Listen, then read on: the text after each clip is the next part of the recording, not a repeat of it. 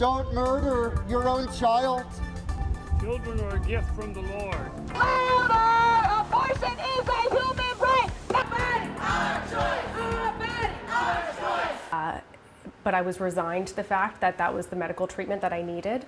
アメリカの最高裁は人工中絶の権利を認めた判決をおよそ50年経った今年の6月に覆しました。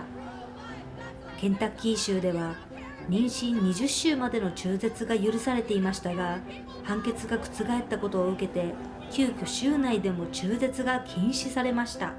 レイプや近親相関も例外とならず、妊娠中の人が死亡または重大な障害を負う危険性がある場合を除き、すべての中絶が禁止されました。私たちが向かったのはケンタッキー州にあるクリニック。This is our surgical side. So right now, since the Supreme Court struck down Roe v. Wade, we have not been able to use the side of the building. This is where patients would come for abortion procedures. And since August 1st, this has been empty. And so we've been moving. We have roughly about 5,000 to 6,000 abortions a year in Kentucky. And so for the last few months, all of those patients are being, moved elsewhere, and with the support from both Planned Parenthood. 私たちは実際に影響を受けた女性に話を聞くことができました。Leah Martin, nice Thank you to so meet much you. for having us. Thank you for coming, and this is Jack. Hi, Jack. Say hello. It's early this morning. Yeah. リア・マーティンさん、2歳になる息子と暮らしています。Yeah. It's been a horrible year. Not a horrible year, actually. It's been a horrible summer. It started out really great and exciting. Collie and I found out that we were pregnant with our second child in early June. And of course, we were delighted about that. And then just the summer turned a little bit crazy, and pockmarked with the excitement was obviously when Roe v. Wade was overturned. And I remember thinking, thank goodness I'm in a position in my life where we are so excited to have a second child, and we're in a position where, financially and emotionally we were ready to take on that responsibility, and that, this decision wouldn't affect me. And then it did. It really did. As a 35-year-old, I'm considered a geriatric pregnancy, which, according to the medical world, is on the older end to get pregnant and have a baby, so it's already considered high risk. And so we went and had a routine genetic test just to make sure everything was okay, and we got that result back, and it raised some red flags that there might be a problem there. And we found out at about 11 and a half weeks that the baby did indeed have this genetic abnormality that wouldn't survive outside of my body. And coupled with that, it was a partial molar pregnancy, which essentially means that the placenta could turn cystic and then cancerous. But to know that if we brought that baby into the world, it likely would not come home from the hospital and be in palliative care and be in extreme pain. And then knowing that I'd be carrying that pregnancy and a baby that we would never have as a family member was just heartbreaking to us. So yeah, there's also the risk to Leah's health as well. That was huge from my point of view, and obviously Leah's point of view as well, was that it's a molar pregnancy, and that can be dangerous to Leah. So you have to be able to make that decision, scientific basis, and that's the decision that we made together. So we're now in a position where the treatment for that would be to terminate the pregnancy because it's at a great health risk to myself.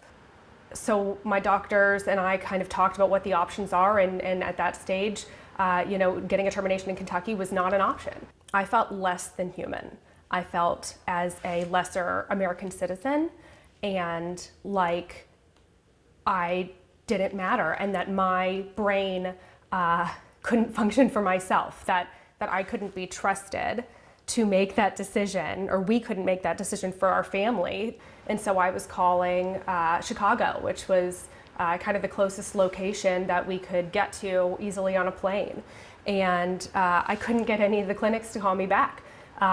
They were so inundated with phone calls after Roe v. Wade was overturned, where you have to go to a state that allows it, that their wait list was crazy.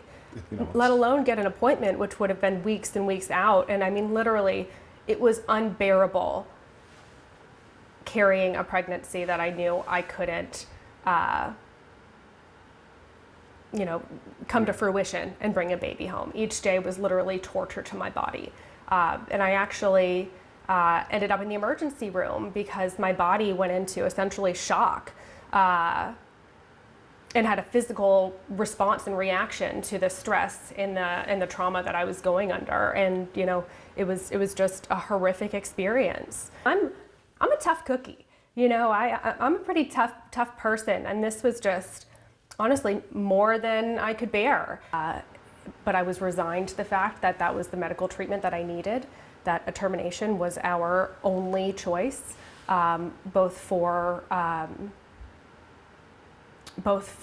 the health and, frankly, well-being of the baby that I was carrying, and for myself and for our family. We have a 2-year-old at home who needed his mom, and so it was really the only choice. And there was an appellate judge out of Louisville who essentially lifted the ban so that the trigger laws after Roe v. Wade were null and void in the state of Kentucky. And I remember Monday morning, I got on the phone straight away to one of the 2 clinics in Kentucky who do the procedures and said, hey, I need to come in. How soon can you offer this procedure to me? And they said, oh, we're booking 2 or 3 weeks out. And I said, that's not going to do it. That's not going to do it. I am in agony over here. And they were so kind and really helpful and were able to get me in on 2 days later on the Wednesday. So, Collie drove me up to Louisville, and we were able to get that procedure done. And, this is one of the hardest days. It was the hardest day of our life, of my life. And then to add that other element of having to deal with these people treating you like you are immoral or wrong or a criminal. I mean, it's horrific to me. And, because I felt like I was lucky I could go somewhere if I needed to. I could go out of state if I needed to. I could figure out a way to get it done. A lot of women don't have that option. They don't have access to the education or the funds or the resources to realize that, you can figure out a way if that's really what your family and what you choose to do. If this Amendment 2 passes, the door is completely shut for abortion as a healthcare resource or as a choice for how you plan your family. The door is shut forever. So, no exceptions for anything, whether it's medical, whether it's, rape, incest. We desperately want another baby, and we don't plan to have this stop us. Having said that, I'm getting older as well, and it is a little bit scary. It's always a little bit scary about what the future holds, especially when you feel like your healthcare choices are under attack and you don't have the autonomy to make those decisions. So it's definitely scary. I think nobody wants abortion. Nobody likes that, but it has to be protected because women have to be able to choose the destiny of their own lives and make their own health decisions in that regard. So I'm so determined to share my story and hopefully change some minds who maybe didn't think of abortion as a healthcare necessity for some.